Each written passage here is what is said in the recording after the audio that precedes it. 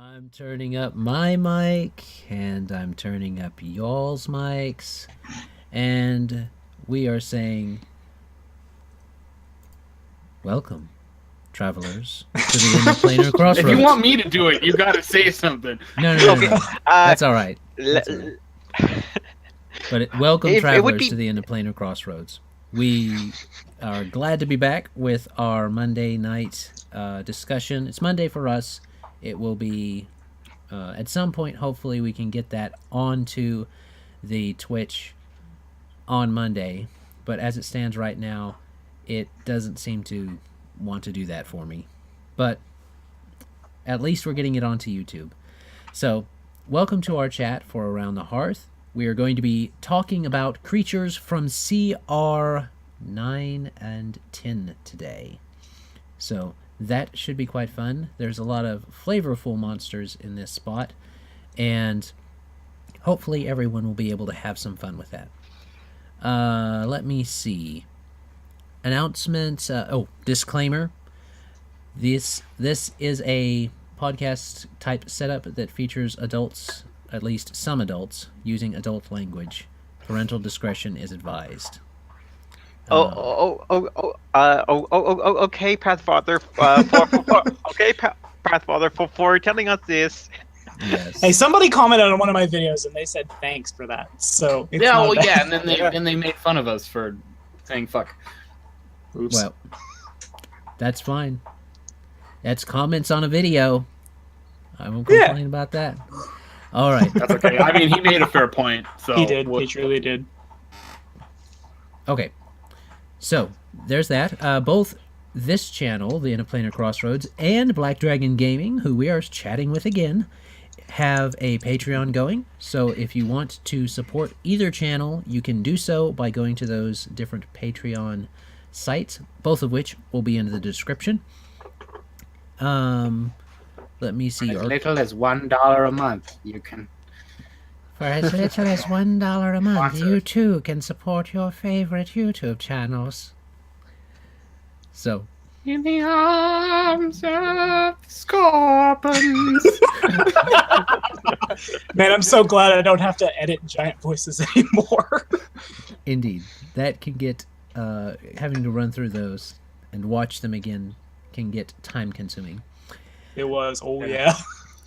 Next subscriber appreciation one shot will be when we double our current subscribership, which is 100. So that means at 200 we will do another subscribership. Colin has decided to throw his hat in the ring for that one, from what I'm understanding, and it will be quite a fun little one shot. No spoilers just yet, because we want to, let you stew on it just a bit.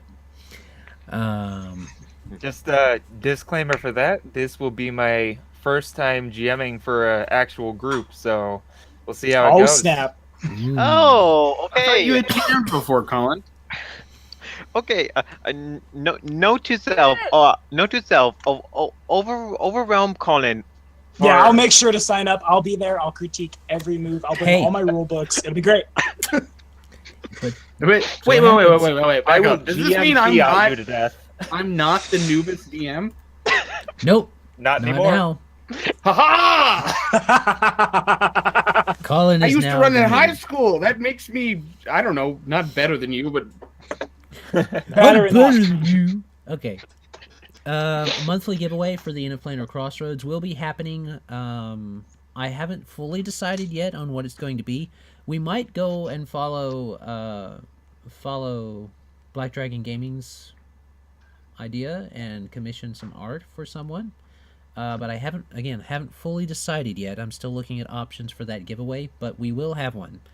And Joe got our mini last time, so hopefully he was satisfied with the way it came out. Yeah. It still has to arrive. Okay. Takes a while for them to make it, It but does. yeah. Lajos is coming. All right. So Tommy's we'll really get to close see to it. his mic. We'll get to see it. We can hold it up for us. Yeah. So, and that's everything That's that I've dry got. painting, of course. That's everything that I've got. Last thing for the announcements. We have our trip that these two channels are trying to facilitate some of their members to get to. Kane has confirmed that he is coming, so if you want to see the Canadian GM responsible for the 100 giveaway, or if you want to have him do Magpie voice while we're there, and come pester us for him to do that. Oh, it's a real crowd draw, that one. Yeah. I'm just gonna flock to that.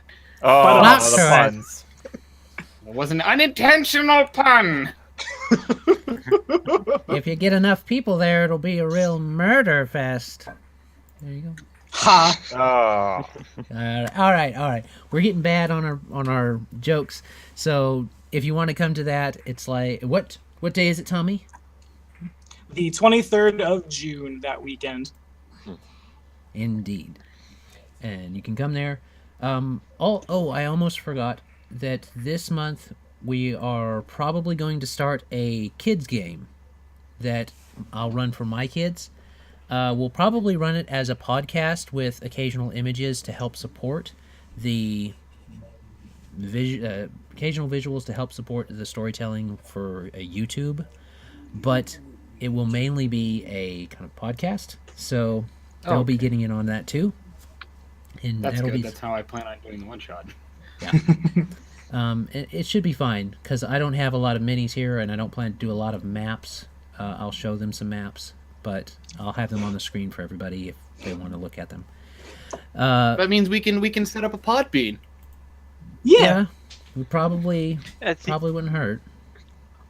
it's either of the mind games are always fun to watch. Well, I'm pretty sure it's free. Yeah, and my kids have played before, so and they surprised me when they played for how they went through certain things. But I ask leading questions sometimes when I'm GMing for kids, so that may be also it.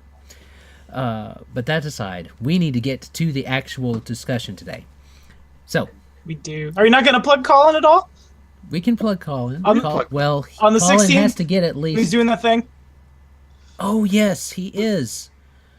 Colin, I almost forgot about that. You're going to be talking with Nerdarchy about gender bending your roleplay. All right, make it sound weird. Yeah. Well, I had to. I'm Pathfather. That always makes it weird. All right. But Colin will be doing... What day will that be happening, Colin? And what are you actually talking about? You muted on me. He is gone. Whoa. Still muted. You're muted. You know, Continue to be muted. There you go. I'm pretty sure you could have easily answered this question, Tommy, because you already answered it before. So it was the 16th. Yeah. Mhm. Yep. 16th at like 11, I think is when he does it. 11 my time. Yeah. Well, 11 your time. you better be sure, Colin. You know, if you show up late and screw this up for us. Yeah, man. Yeah, man. Hey, I don't have the email right in front of me or my schedule right in front of me, so All right. those two things are important. I'm dedicated to this stream right now. What's happening in the moment? Oh, focused in the moment. Very zen. Okay. Yes. But I will be talking about the do's and don'ts of playing a character of a different gender and why it is sometimes considered taboo, I guess would be the word. Yep. All right. Sounds Playing. Let's roll the 1d6 to see who goes first. For sure. good. Indeed. All right. We're starting with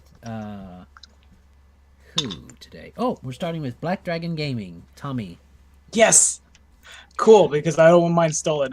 My CR9 is not like, it's not particularly amazing. Again, I'm going to say this every video at this point. The CRs are 150% arbitrary. It's about how well your players play and like where the dice fall. But at CR9, the one that jumps out to me, the one that I've never, well, no, I've used it kind of in like a Mindscape kind of thing, and I had it as an animal companion for a little while, but my CR9 choice is the Rock. It's outside of like the dragons and outsiders and spookies oh my that we begin to see as we hit these CRs. Like this remains kind of mundane as an animal, but it's not mundane because it is size category gargantuan. The dude takes up a space of 4x4 on your tiles, and I really like him because if the players don't have a fly speed by now, and someone probably does, but if they don't, this guy can really drive home how important it is because he has 2 talons that can grab you. So, like, in a 4-man party, it stands to reason this thing can fly by attack. Well, you can't move, and it would have to, like, move and then full attack and grab you. Give it pounce somehow. I don't know. You figure it out. But what I'm saying is you can, like, take off with members of the party really, really easily here. It gains the grappled condition once it grabs with its talons, so you can't, like, continue to attack and, like, jam a bunch of people into individual talons, but its size category gargantuan again, and its 28 strength score means it can probably carry off 2 or 3, maybe 4 party members before it would hit a light load on encumbrance and then no longer be able to fly. In addition to that, Paizo's built it pretty well on its own. I imagine this is probably just like grabbed from 3.5 and go, because this is from the first bestiary, but it's got they gave it improved critical, they gave it weapon focus, improved initiative, and then Iron Will, Lightning Reflexes, power attack. One thing I learned the last couple sessions in my in Lordly Caliber that you can watch over on my channel is that Paizo will never, ever, ever, most of the time, put in the power attack math in the attacks with their guys. So although it says the rock is 2 talons plus 18, 2d6 plus 9, with its 16 hit dice, well, what's its bab, actually? It probably doesn't have a bab of 16. Where's my bab? Babby, where is it? I never can read these, like, at a glance. Base attack plus 12. Okay, so that means 1, 4. That means its power attack has ticked up 4 times. So you make the talons of plus 14, and you're hitting for 17, 2d8 plus 17. Yeah. And then the bite can hit for 21, which, like, you're still, like, you have weapon focus. You're going to dive down on them. You can probably, what's my stealth score like? Not good, but I mean, like, they're probably, it stands to reason the rock can at least win initiative and catch them flat-footed. And again, when you're like 200-300 feet off the surface of the earth and something is carrying you away, the, like, oh, I fell 20 feet and the 2d6 did 2 damage, it becomes a little less arbitrary and a little more painful. So that's why I choose this guy as my CR9.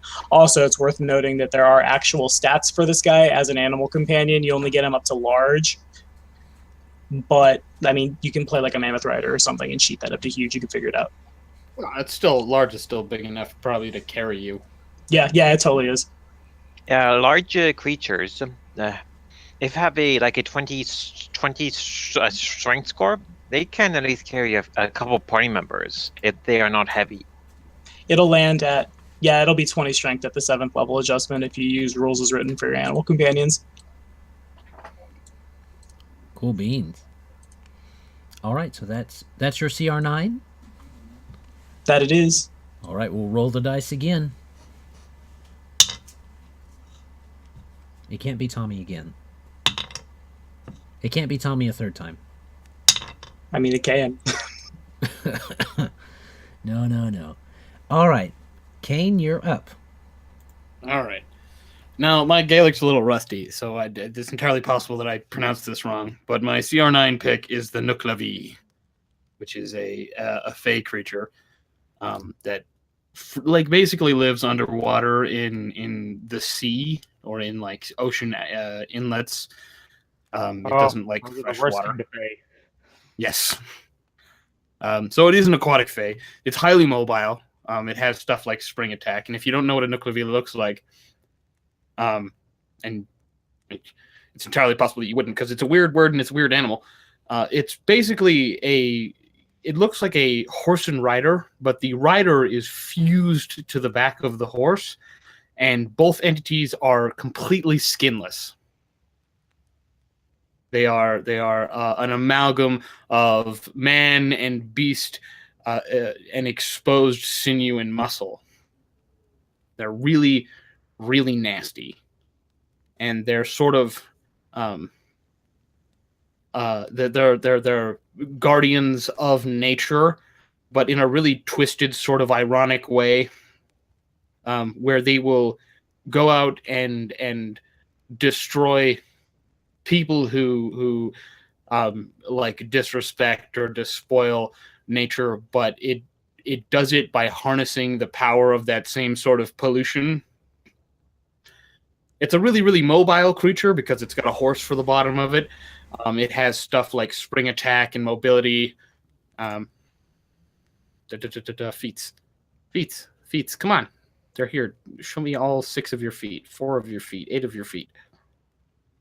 Yeah, like dodge, mobility, spring attack. They have like wind stance and lightning stance. And since they're so mobile, they're going to be moving around all of the time thanks to spring attack, where, you know, they can move and then smack you and then keep moving. They're going to prove to be ultimately a huge pain in the balls to hit because they have this ongoing missed chance, and then lightning stance makes them even more difficult to hit with ranged attacks. So you can either take your chances trying to hit it at range, or you can basically have to hold actions or chase it around the battlefield to hit it. It also has a really nasty a breath weapon that gives that if it can potentially inflict a wasting sickness called Mortashin, which does a lot of con damage once per day over time. And I was looking at its breath weapon. It bypasses all resistances, all energy resistance and damage reduction.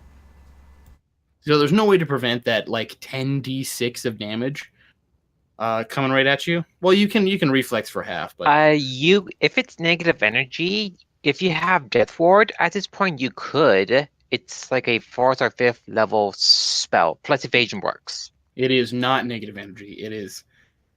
It describes it as a cone of withering foulness that causes painful welts, cramps, and bleeding, but it doesn't ascribe it a particular type of damage. It's just damage. Oh. So even resist energy wouldn't work, or any of those protection spells?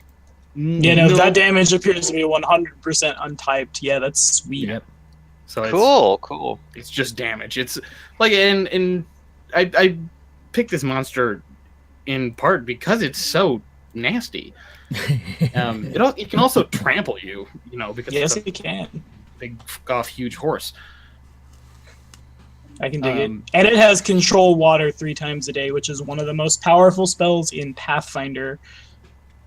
Yeah, and like control water, diminished plants, obscuring mist, and like you said, control water obviously is a more potent spell. But if you have the Nuclevi like running up and down the battlefield, obscuring mist can be a huge hindrance. Your ability to deal with that, because you're not going to be able to really target it without it being right next to you. Yeah, your ranged targeters would be kind of out of luck. Yeah. Is that what Lightning Stance does? Lightning Stance, I think, imposes a 50% mischance against ranged attacks if you move a certain distance. If you take 2 actions to move or withdraw. So anytime you spring attack, essentially. Yeah. Okay, yeah, sure, that's pretty sweet. And Obscuring Mist also gives you concealment if you're more than 5 feet away from a target. Mm-hmm. So they'd almost literally be unhittable at range if you got the Obscuring Mist up. Yeah, that's really, really good.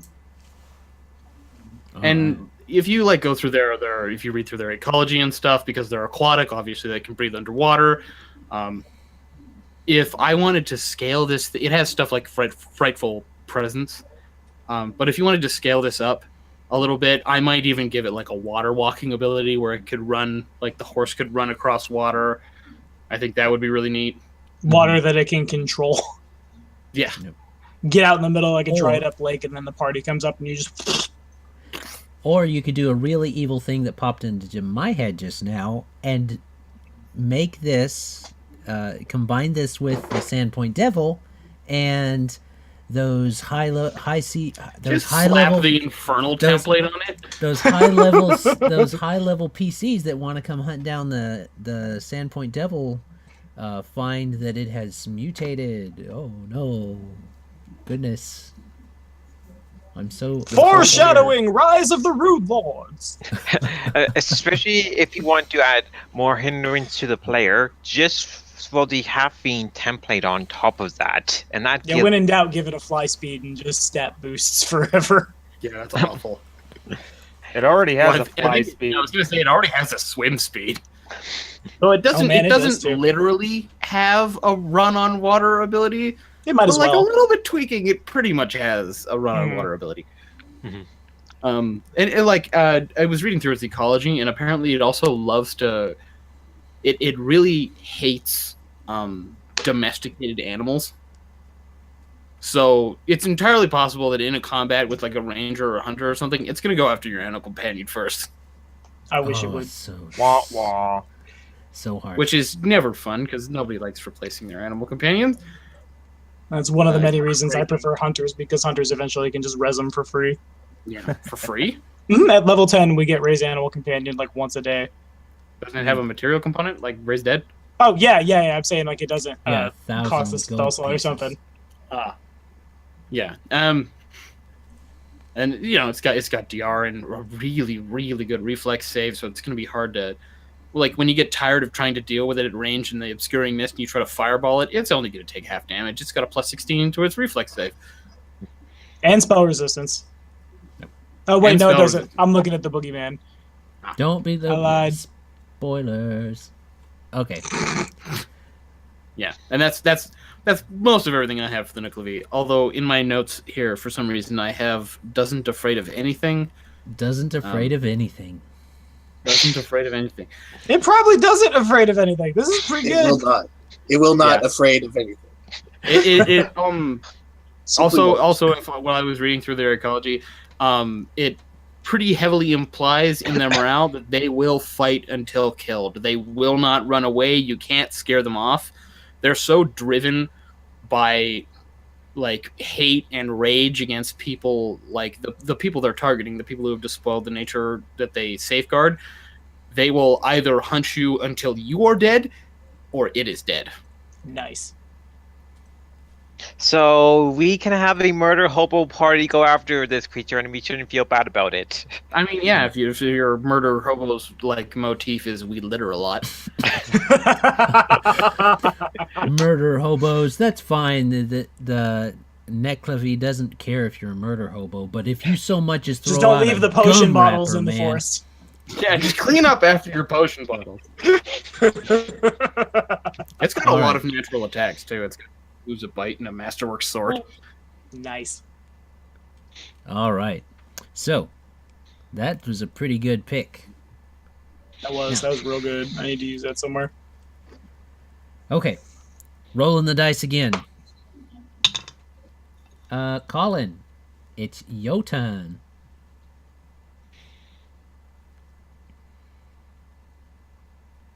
Gosh darn it, I was still muted. Classic Colin. Yeah. Dadgummit, boy. So,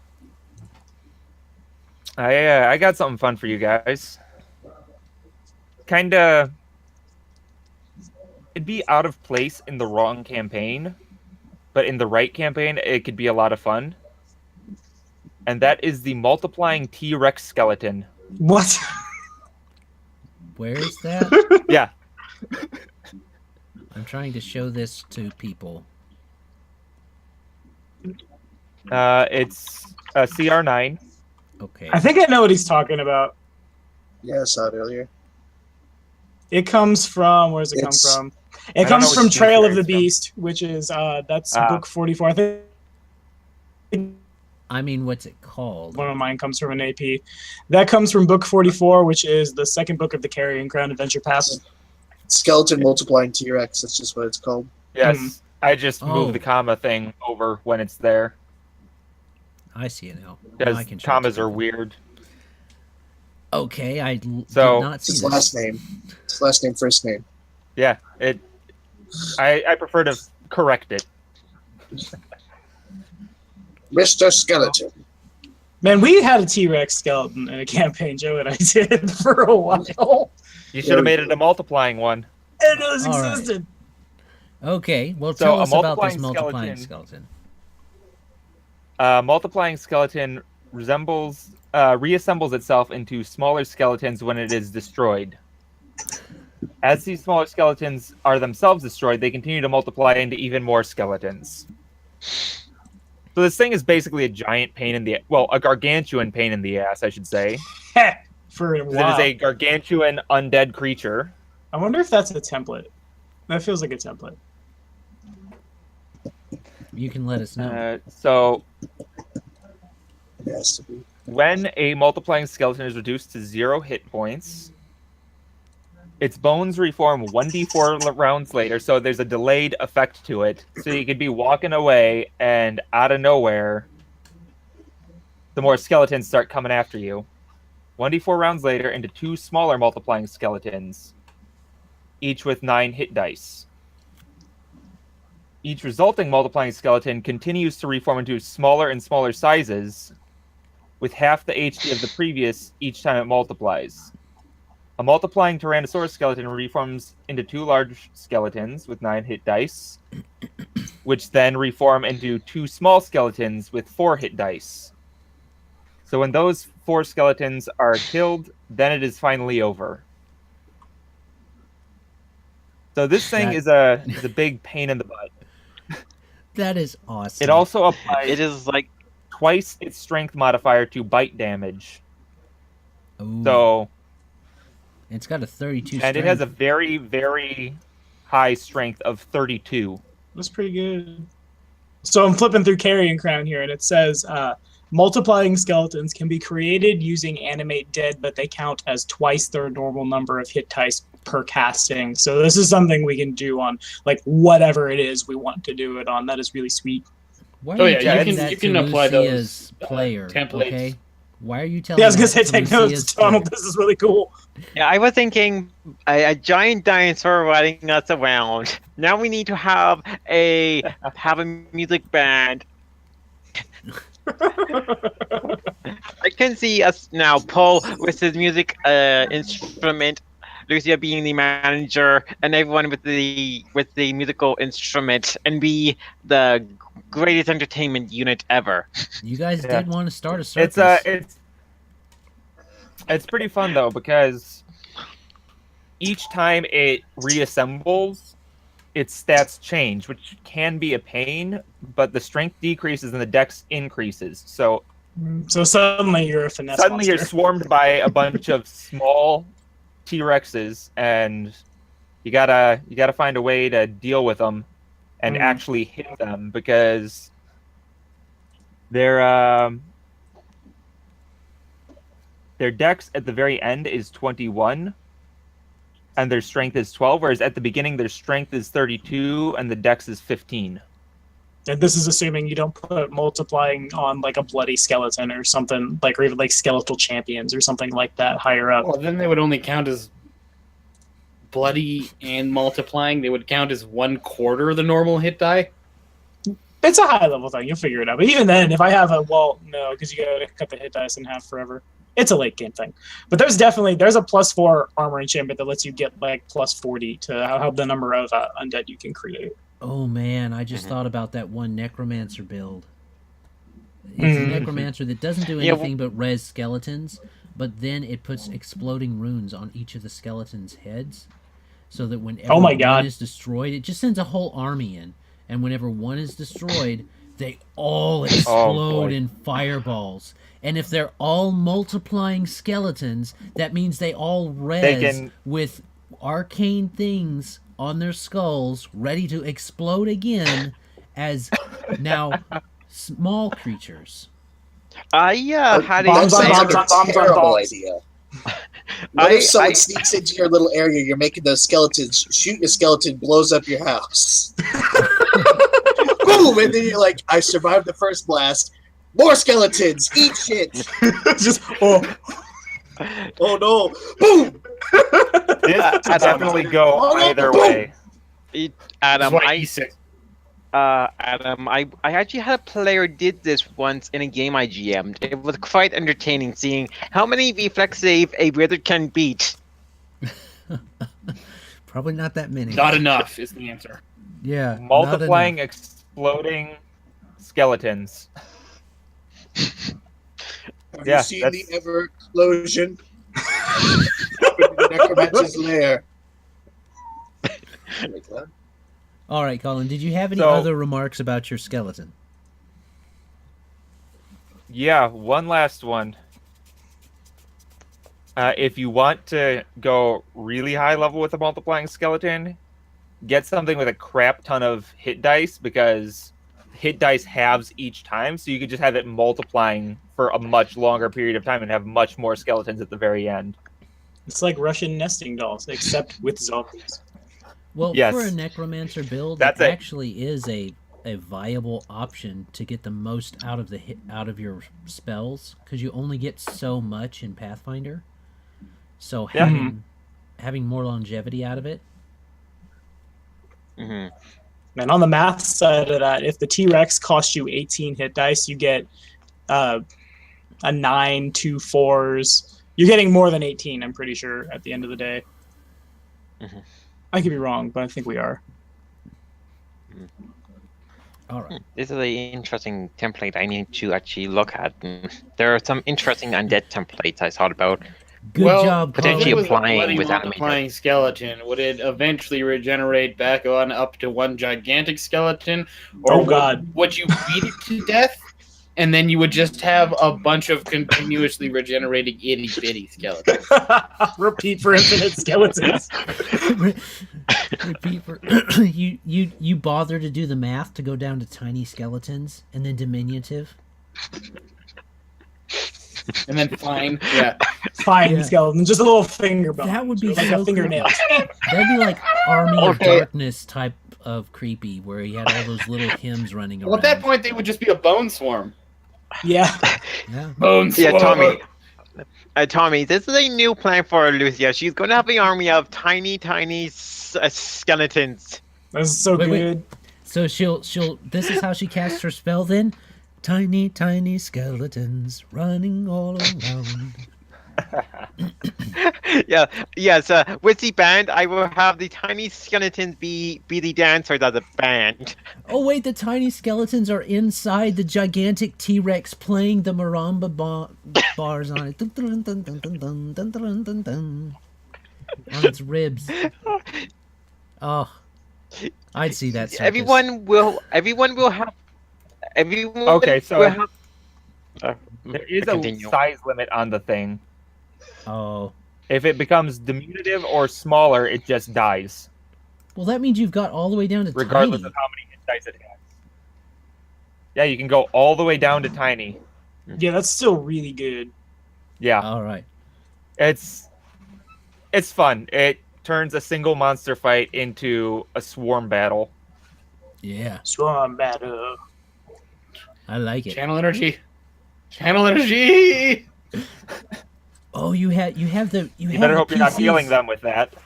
You have the PCs go to a museum and it's on display, and it's like the guard dog of the museum.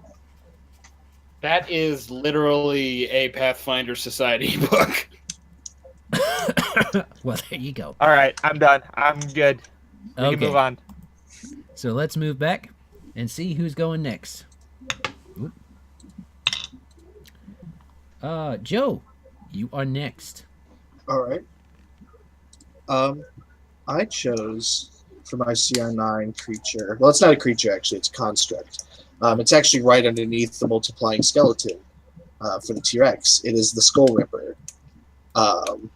It is.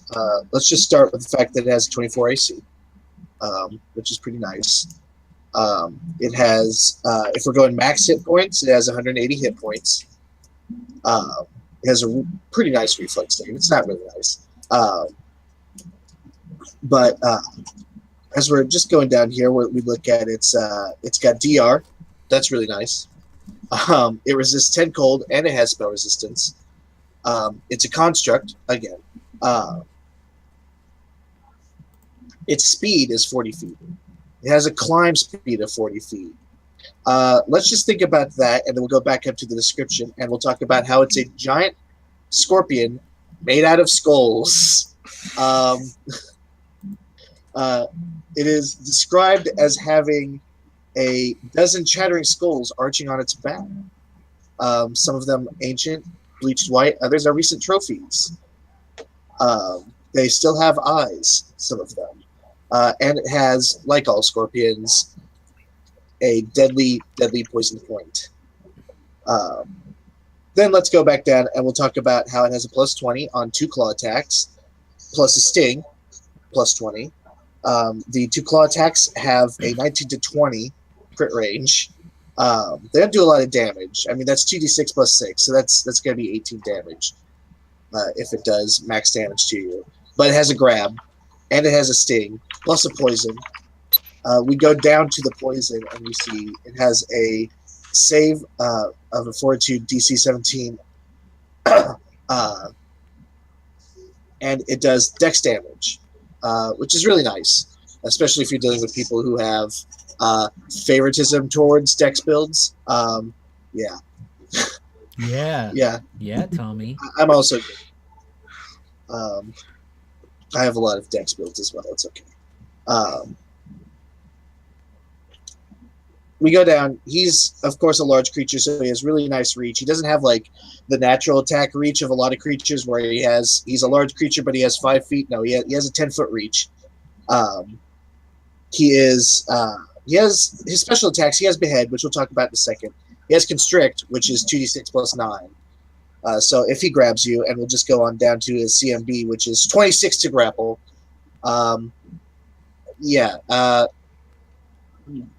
Level 10, level 9 characters, if we're going like straight on CR,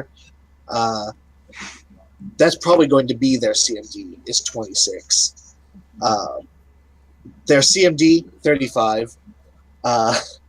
If we're talking about just a mid-power game where we're meeting CR, this guy still beats the crap out of him with that grab.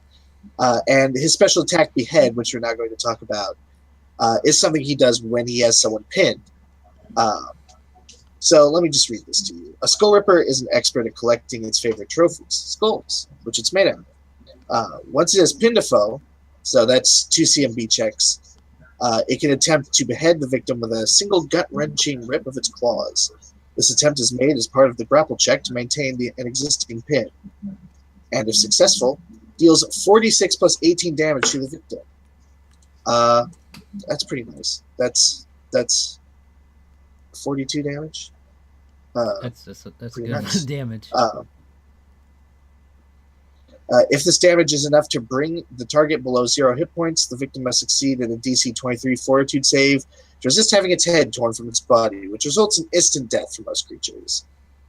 I would say all creatures, if we're not playing things outside of the core featured races for the most part. It also has a really nice thing with it. I really love scaring people. Player characters, yeah, that's really fun. But scaring the actual the scaring players is fun, but scaring their characters is also quite fun, just because.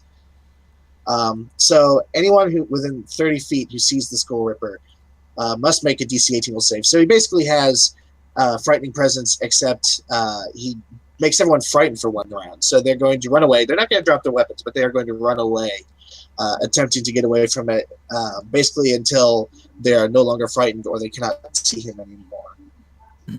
And if he has friend's head, you take a -4 on that save. Which the is only nice thing is it because comes in stipulation. which is nice because it doesn't say it has to be an old PC's head. Yeah, it can be an NPC. No, it could just be like Hemlock's head later in the book. Yeah. Shush. You're not supposed to read ahead. You're not supposed to. I didn't. I just looked down at the entry and it says at the bottom of the SRD it's from Pathfinder Adventure Path Rise of the Rune Lords. That book has some interesting monsters in the back for GM to use in the other games that they I don't do. think killing Hemlock would upset a lot of the party from the Rise of the Rune Lords game. I don't know what your guys' bias is against him, but man. I don't know what their bias is against him. Hemlock is a simple NPC doing his job. Maybe that's the problem. Lastly, I would love to point out that he has combat reflexes. He's a good boy. Yes, he is. He is an excellent player character. And Vital Strike. He has bleeding critical, which I really like the critical feats now. They're really nice. I don't know why. That's just, I've recently done that. It's just amazing. A fighter with Vital Strike, which I'm pretty sure that 2d6 from his claws. I'm pretty sure that's just his base damage. So he can do 4d6 if he just wants to hit someone and grab them. And he has skill focused stealth, which he has a pretty nice stealth score. He's a large creature, so he kind of sucks at it. But if you have a bunch of people with no wisdom scores, they should have died a long time ago, but they're probably going to die to this guy. Yeah. Maybe this is why they say Rise of the Rune Lords is so deadly. Yeah, this looks rough. It's not that dead. The first few books aren't that deadly. But, yeah. All right.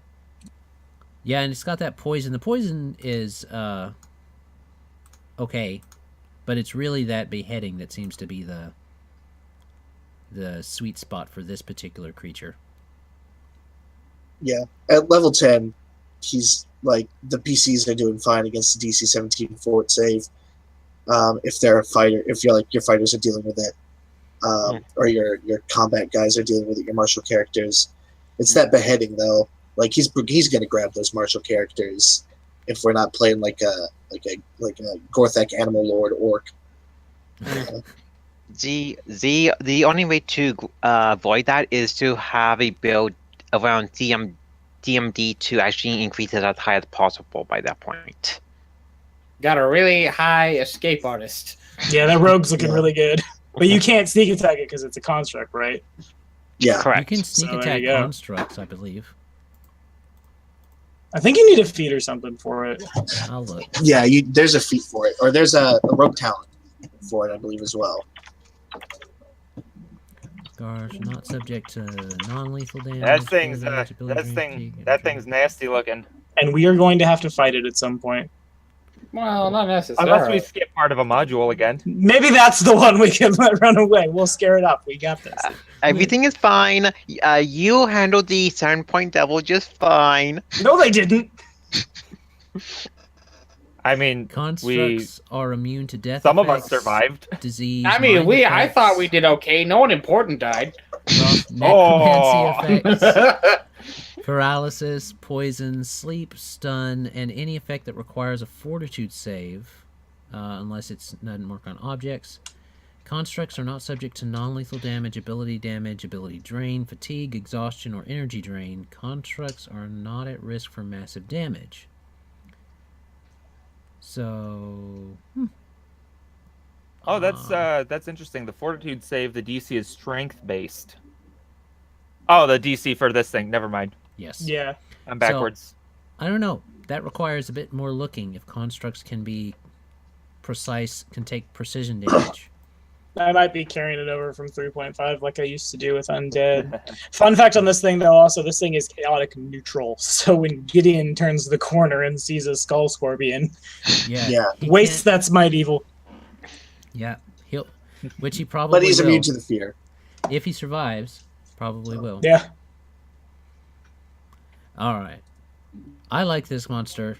I look forward to eventually using it against my players in the Rise of the Rune Lords and beheading at least one of them.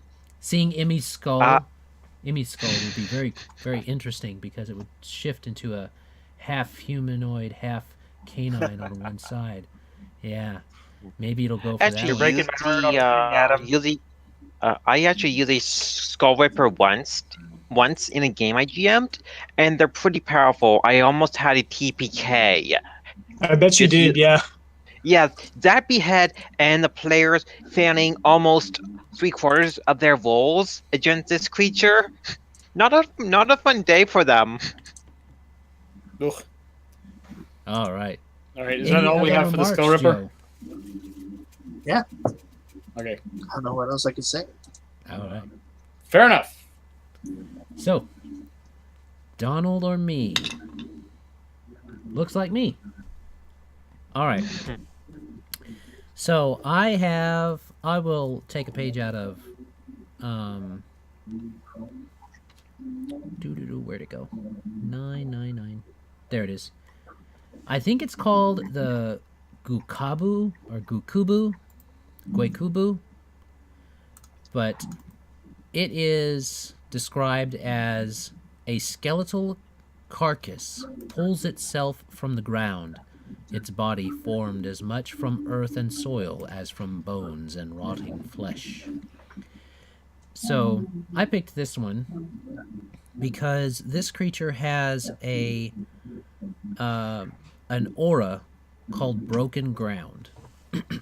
So unless someone has a way to deal with difficult terrain, which is not, crazy at this level, but a lot of people don't always plan for that. It's going to make them have to worry about dealing with that terrain while fighting the creature. So they can't, 5 foot really effectively. They're not going to be able to get away from it. Withdraw actions will be harder or more important. It has some channel resistance, nothing to be very happy with, but it does have a fast healing 5.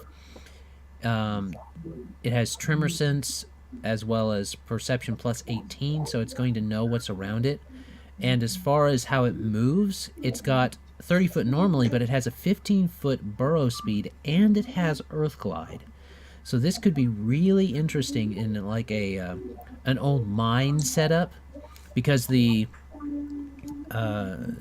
etymology around these, or the ecology, excuse me, is often when a particularly evil criminal is executed, suspicious folk fear the criminal's remains might rise from the death to continue to plague the living. So they will...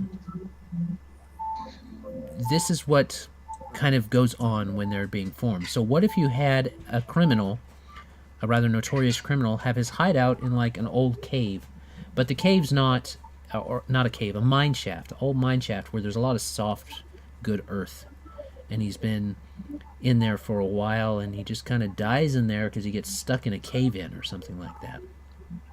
All of a sudden, this town that is starting to experience murders like that before, that happened before, and they think it's this person, and so they get the PCs to go out and start looking for this person again, but they can't find him because he's dead.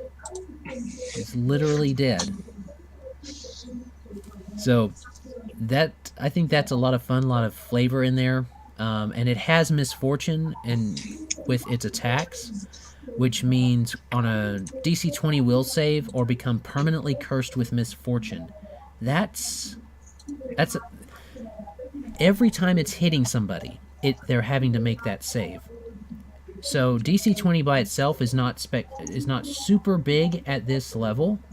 However, it's enough to make you worry when you're having to make it this round, and then the next round, and then another round after that, because it keeps hitting you. And that curse gives it a -4 on all attack rolls, saving throws, and skill checks. And any crit threat against the victim automatically confirms. So this can have lasting effects after the person after this creature is dead.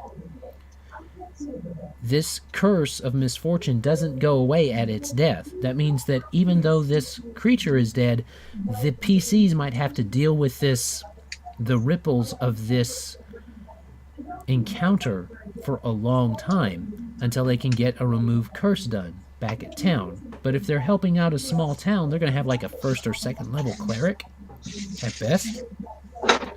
So it can really be a lot of fun. It's got a plus 18 strength, plus stealth, plus 18 sense motive. It's not a dumb creature. It's got a 13 intelligence. So it's not dumb. It can speak. It's got languages. It's got mobility and spring attack. So it's moving through It's got dodge. It's moving through these different things. It's got whirlwind attack, which is weird for a monster at this level. But, yeah. I like this creature pretty well. Is that everything? That's what I have. Cool.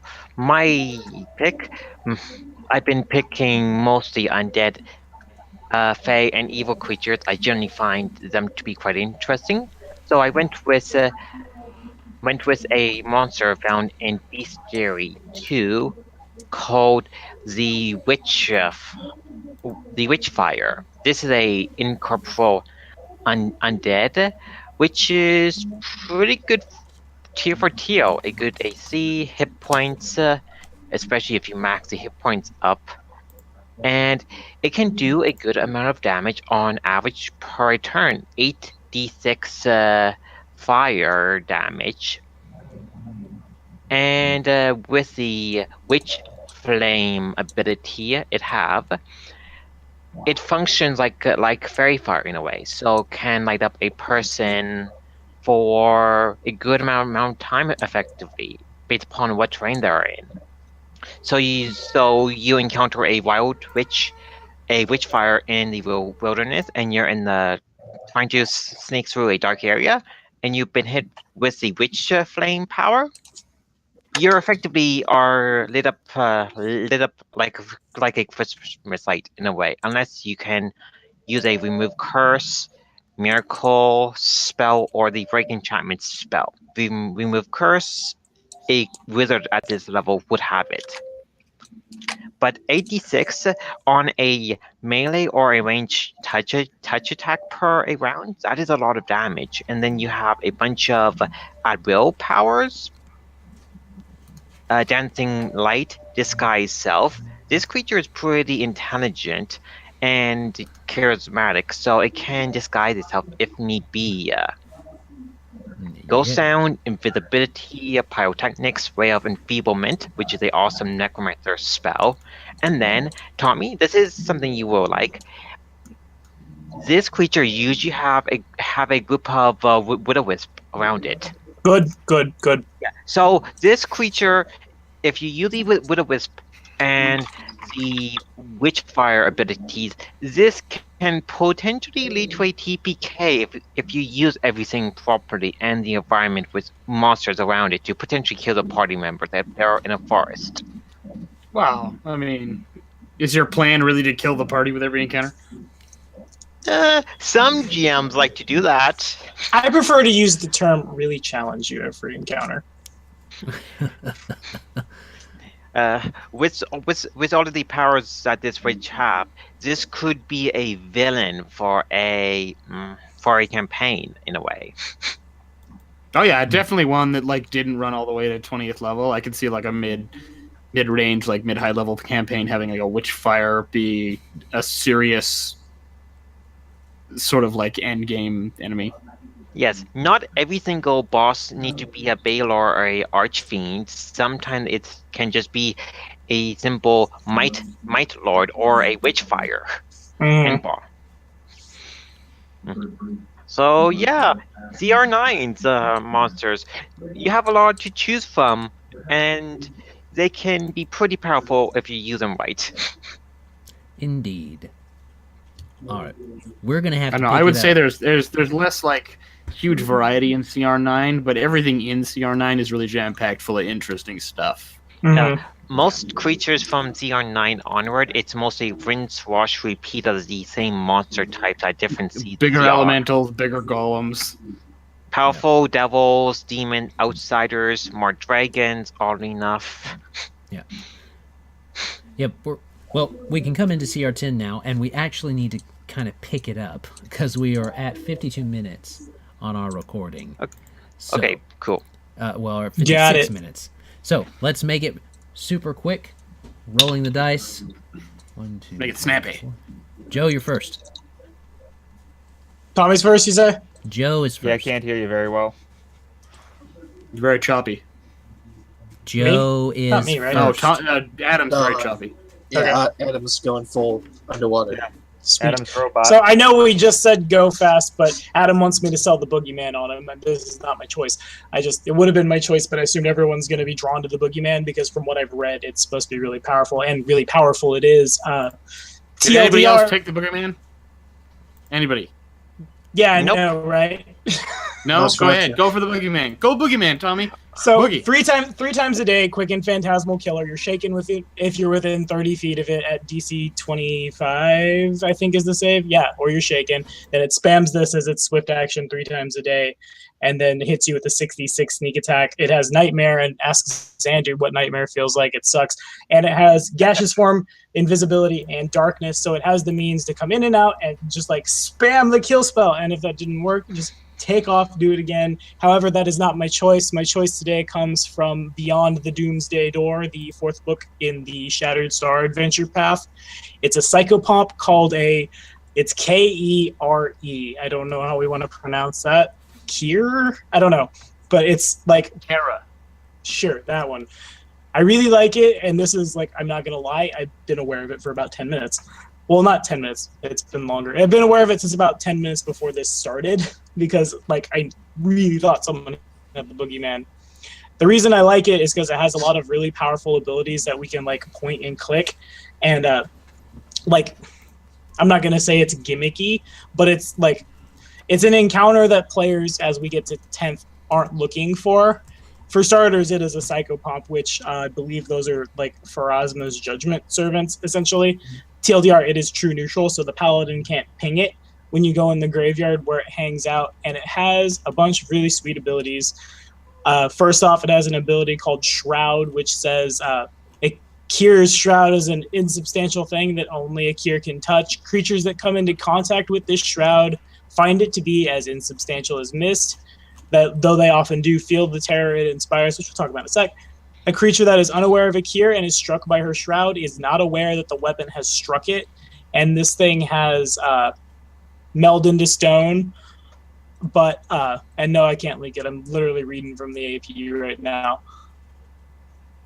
But it can meld into stone with graves. It has stone tell, but with only graves. And it has, I think, greater invisibility at will. So what you do is you just run around and you tag them with your shroud, which is plus 17, but it's actually higher because you have greater invisibility. And then it, Kere, it's a psychopomp. And the thing we like about it is called Infectious Fear. It reads, any creature struck by this person's shroud must succeed at a DC 20 will save, kind of smallish at level 10 if you've built like into a higher meta party. Or if you've built, like, if you have more, like, points to play with, but someone in the party will fail that, and you can, like, drift around and point and click with it. If they fail to save, they become frightened for 2d4 rounds. The kicker here is that any creature that physically touches a creature frightened by this effect has to succeed at the save or be frightened for 2d4 rounds, though the fear, like, it's only contagious once. If player character A gets it and then B, C, D all contract it, you can't continue and just make like a catastrophic wave of terror. But like, again, someone is going to fail it. Someone, or like someone's animal companion is going to have a will save that's real bad, and you just kind of tag it. And what's everybody's first response when someone starts running away? No, you grab them, right? And then there it goes. Again, we have greater invisibility. In addition, we have we have Searing Light. We have Waves of Fatigue is a debuff spell that I'm not super like aware of, but like we can debuff parties with it. Ghost Sound at will. It's like, it's going to be really hard for a party to come into contact with this. By CR10, maybe, like if the party's aware that they need it, someone might have permanency true seeing on themselves. But even then, our stealth is a plus. Where's my stealth score? Stealth plus 24, so it's still respectable. The downside is it's mystically bonded to a single gravestone and can never stray more than 300 yards from it. And I really wish they would put that into feet. Come on, guys. But you can do the conversions on your own. The point is, as a GM, you can build the encounter around that. You can like lock them in the graveyard, and like you can use your GM fiat powers to make them shaken because graveyards are spooky. We have that power, or maybe even combo it with the boogeyman. We also have a fly speed of, I believe, 30 perfect. Yeah. So they're not going to hear you coming. We have spell resistance. We have DR10 over adamantine. No one beats that at level 10 unless you're playing. I'm not going to spoil the AP, but there's definitely an adventure path that gives you an adamantine grade X, like in the first dungeon. And yeah, I think this guy's really strong. It came out of nowhere at me, just kind of looking for something that wasn't the boogeyman, and I really want to build around it at some point. So yeah, Sega Pump. Okay, if I'm not robot anymore, So who's next? we can go to Colin and work down the line. How about that? All right, that works. So, what I got for my CR10 monster is the Pale Stranger, who, if you're playing something with a lot of guns, is good because it's basically an undead cowboy. Is the best way I can describe it. So it has some fun stuff. It has a supernatural ability with its pistols, where they automatically reload immediately after firing, allowing them to make multiple shots in a single round without having to stop and reload. So It's they like can a get Hollywood as many shootout attacks off as they in a normally would. power. Yeah, it's a Hollywood shootout monster. It never runs out of bullet. Yeah. Never runs out of bullets. Oh, if you have a Pale Stranger in your campaign, is he called Hollywood? That'd be funny. That would be The Hollywood Undead. I guess with the Pale Stranger, you could replace a gun type with another type for what type of Pale Stranger you want to go with. Yeah, I mean, you can always give it a definitely crossbow, right? If guns are a problem in your setting. Yeah. could. Yeah, you could always. Give it a VZ Scorpion. What I mean, else? that could be how you introduce guns to your players. Is they kill a Pale Rider and take its 6-shooters. It has Stranger's Luck, which gives it a +3 luck bonus to AC, and has no chance of misfiring with its firearms, which is pretty good. Then the scariest one, I think, is Stranger's Shot. So it can take a full round action to aim with any one of its firearms and take a single shot. It always resolves as a touch attack regardless of the range, so it can be anything it could possibly hit. If it threatens a critical hit with this shot, it automatically confirms. And regardless of whether it's a critical hit, it does an extra 66. So it can hit you pretty hard with that from a distance, which is what makes it so scary. You can just be sitting there, you see this guy off in the distance, and all of a sudden there's bullets flying around. And they're resolving as touch, so... He probably shoots. Yes, it probably hits you, and it probably does at least 66 points of damage, in addition to its normal damage. Then it also has improved critical. So the threat range for those pistols is double what it normally is, and I don't know off the top of my head the threat range for a pistol, so I'm going to look that up. It's reflected I in the believe stat they are block. 20 times 4. Yeah. 20 times 4, so it'd be 19 to 20. Yeah, so that's not ridiculous, but with that automatic confirmation, if you hit that 19 or 20, ooh. If you roll like Greg, Yeah, if you're like Greg or some of my other friends who might watch this channel. Yes. It has a whole bunch of shooting feats and 2-weapon fighting, so it can definitely take advantage of all those extra attacks it gets, assuming it's not doing the single shot. Yep. So it's a wild character, and I really like the description of it, too. It says, sometimes death itself cannot come between a gunslinger and its final revenge. Who's banging? Somebody's banging. Bang. It is my mic. Then, last thing about it, because I'm trying to go fast here, is that some pale strangers can appear to be human rather than undead. They are usually more powerful and have class levels in Gunslinger or Ranger. And this last bit, they often attract large groups of adoring bandits and followers who may not realize that their murderous idol is in fact an unliving horror. Mm-hmm. We love you. Yeah. Yeah. So Clint Eastwood's Blondie in in the Good, the Bad, and the Ugly is secretly a pale rider. I mean, a pale stranger. If I ever run a game with a pale stranger in it, he's going to be named Sue. Oh, is he? Yeah. My name is Sue. How do you do? Now you're gonna die. Yep. All right. That would be fun. So, that's all I got. Okay. Let's keep it running. Donald, go. Oh, okay. My monster of choice. I generally like undead for what you can do with them, and I'm a horror movie fan, so it is a Nosferatu. This is a variant of the vampire, which you can use in a undead themed game. So picture this: you're playing in a Ravenwolf type of campaign, and you are dealing with a lot of undead, and you learn it's a Nosferatu cleric.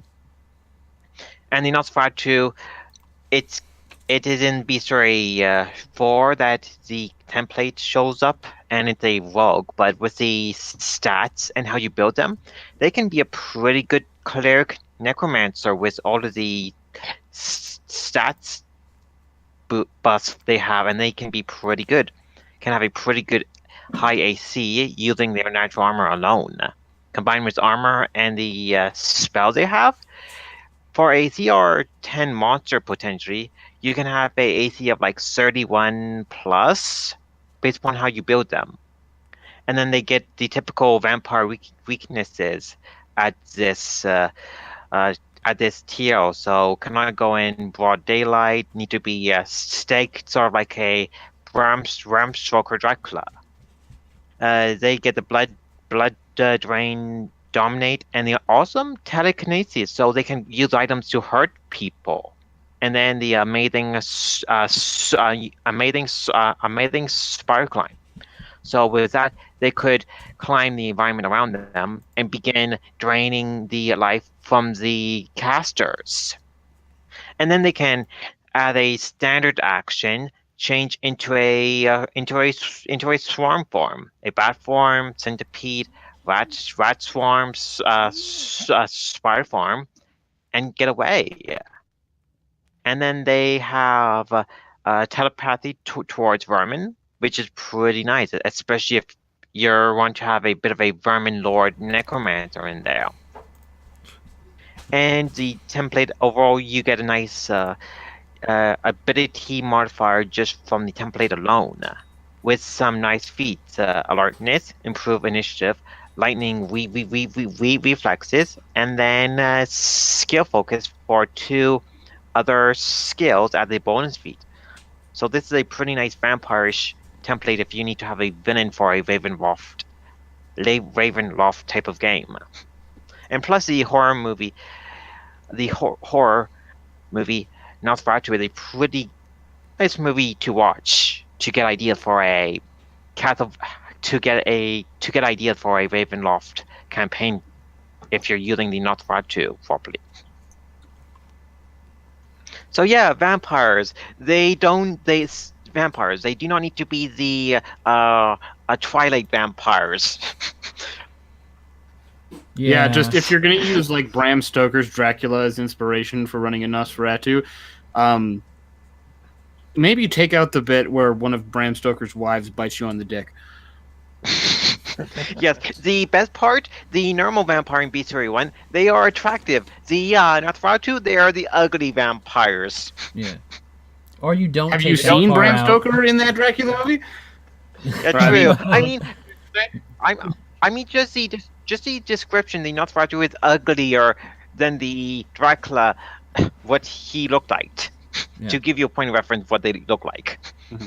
Or you don't take that part out, Kane, and you punish your hornball players. Hey, man, no one deserves to get a bite on the schmuck. Well, Nosferatu, if you go with a bard, they could change their appearance to look be attractive women. I actually had that happen to my character once in a World of Darkness game. A lot of fun to be had with the Nosferatu. Oh yeah. So yeah, the not pretty, ugly vampires. All right. And not the... It's a lot of vampires, honestly, in traditional fiction. Yeah, Twilight true. vampires are technically more like fae than vampires. Don't not even bring them into that. They're a masturbatory fiction piece. True. And I do mean masturbatory. Okay, Twilight never So, Joe is next. Okay, because Donald took mine. Damn it, Colin. I'll go with my secondary, I guess. It's one I've used in a game with Tommy's wife Sarah as a GM, as a player character, and I've used them not in their true form, but I've used their stats as a stand-in in my second game I ever GM'd. That is the Clockwork Mage. If I can find him, he seems to have disappeared. Where'd he go? Please, hello. Hello. Where is he? I swear I just saw him. Is he really in CR9? Please don't tell me he's in CR9. I'm an idiot. Never mind. Never mind. Then we'll go with the Fire Giant. Or not the Fire Giant. Blah, blah, blah, the Tiger Giant. He is another one. They're like, just because I really like, I guess, northern flavored things. But so they have, they're pretty good AC wise and stuff. They're giants. They're immune to enchantment and illusion spells. But I really like that they can give themselves the spirit, which bumps up their AC to 30. Unless wait, no, they already have that calculated. I'm sorry, I didn't look at that. It does give them the ability to do a bunch of crap with their spirit summoning, like bless, endure elements, protection from evil, protection of good, see invisibility. They are also they tie in really well with stuff. They can have dire bears, dire tigers. I don't know. I just like their flavor really. That's my third option. I've used them. I've used their stats for stuff, some of their abilities for stuff, but I haven't used them as written. And why does it say he's CR12? Really? I don't know. No, he's No, CR10. I see it in CR10. I see him in CR10, Yeah, I don't know but why it shows him in says CR12. Yeah, I don't know why it does that. Maybe a typo. There might be a unique one somewhere. Yeah. But I yeah, don't that's know. Okay, so that's Joe's. Kane? yeah, You got pushed to your third stringers. That's fair. yeah. My CR10 pick is the Gug. The Gug. Gug is a 16-foot tall, 2,000-pound, four-armed monstrosity from the Underdark. Wait. Gugs Do that are again. really Do gross that and again disgusting. in your ghoulish games voice, because that would be the right way to do that. To do what? We do the info for we do the info for the Gug in your ghoulish voice. Yeah. My pick for CR10. It's just my ringside announcer voice. It's not a real. For CR10 is the 16-foot tall, 2,000-pound four-armed, vertical slit cooch mouth monstrosity from the Underdark. See, isn't that so much better? That's pretty good. I mean, I guess. It whops into it's a really nasty monster. Why do I have the wrong stat block? I have it, but it's like really small. It's not as big. So the Gugs of CR10, it's a large-sized chaotic evil aberration. They're big, and for a very slight increase in CR, they can get even bigger.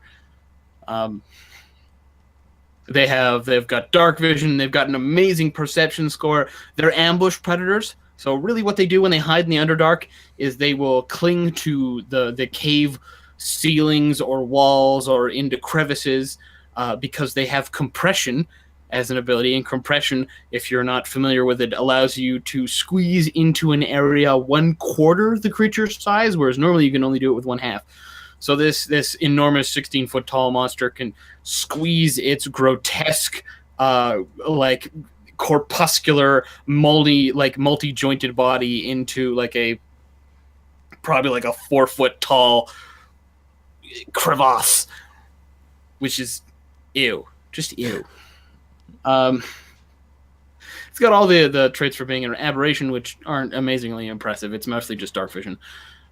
It's immune to disease and poison. It's got a whopping bucket load of hit points. It has a climb speed. I was afraid it didn't have a climb speed, but I was wrong.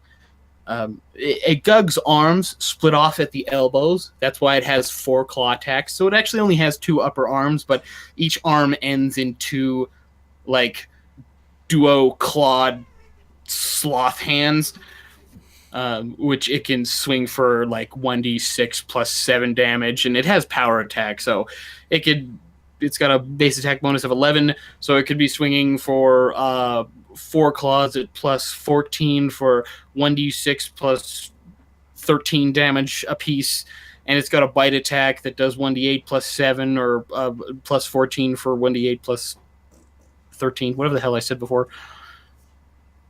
It's got stuff like awesome blow, so it can wail on your players and knock them around the battlefield. Blind fight, combat reflexes, greater and improved and greater bull rush, lunge, power attack, and skill focused perception.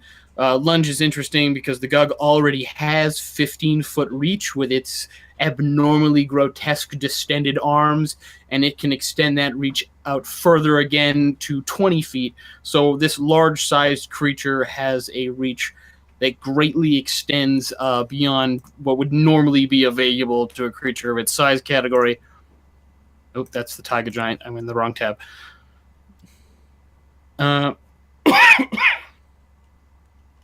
They also became, when I was reading through the ecology of the previous monster, Gugs are smart enough to run away when they know they're losing, and they care more about preserving their lives than they do about winning.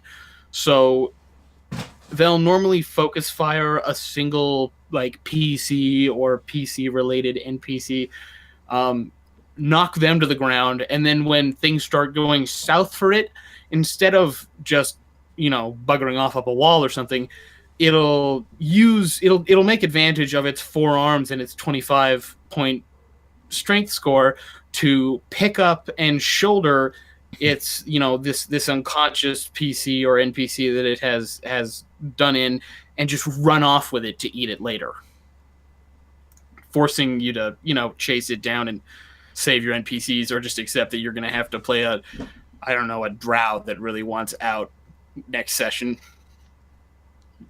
Yeah, that's a very good idea. That's most of the meat and potatoes of the Gug. Yeah, I can see him dragging off. He squeezes through that 4-foot hole and he just drags the PC that's been killed or knocked unconscious in, kind of half folded with him. And now you've got to try and squeeze to follow him. Well, I mean, you could probably follow him into any crevasse that he could get through. The thing is, most crevasses you could try to run through to escape this 16-foot tall, 2,000-pound aberration giant, it can also follow you through. Mm-hmm. Indeed. It'll have to squeeze to do it, but it's exceptionally hard to escape because most places you would try to squeeze through to get away from it, it'll be able to fit through. Yep. All right, I like that one too. So now it's to me. Trying to get quick. Color Out of Space is mine, and Kane was kind enough not to take it because he knew I would probably want it. And I do. I am a Lovecraft fan, and The Color Out of Space is actually one of my favorite stories that he's done. The eerie radiance, a glow unlike anything else, suddenly suffuses the area, bringing with it a stifling sense of latent malignancy. It's a huge ooze, but it's incorporeal. It's got a initiative of +12, so it's probably going first. Blind sense at 120 feet and perception of 18. It has an aura called Lassitude, or Aura of Lassitude. It's a very, very potent aura, in my opinion, because it's 300 feet between the Color of Space. Now, that's a lot when you go and think about it, because a lot of the times when you're facing something that has an aura, you can go and say, okay, we're gonna walk into that aura and, oh, we've ticked it, we know where it is, it's within 20 feet of me, or it's within 30 feet of me. No, this is 300 feet. Even when it's hiding inside a solid object, it can do that. That's pretty powerful. It's a DC 22 will save, which is not super high at 10, but it is still something to think about. You still are going to feel it, especially if you don't have a good will save. You're going to that's going to be really challenging. And it does a -4 on all will saving throws after that if they succumb to it, and it doesn't travel willingly any further than a mile from the area where it failed to save, which means it doesn't want to leave this area. You can use break enchantment or something like that, but still, it's a harsh effect that can be on a player. If you do end up getting into melee with it, it's going to have something called Disintegrating Touch, and that's going to be a +15 to hit touch AC, and it does 66, and it has a DC of 22 to its Disintegrating Touch. So the Color Out of Space's touch causes a terrible disintegration of flesh and bone. A DC 22 Fortitude save that halves the damage caused by the touch attack. So you're still taking damage unless you're a rogue or have Uncanny Dodge. The no, that Uncanny Dodge, I don't know that would affect that. A creature reduced to evasion. There we go.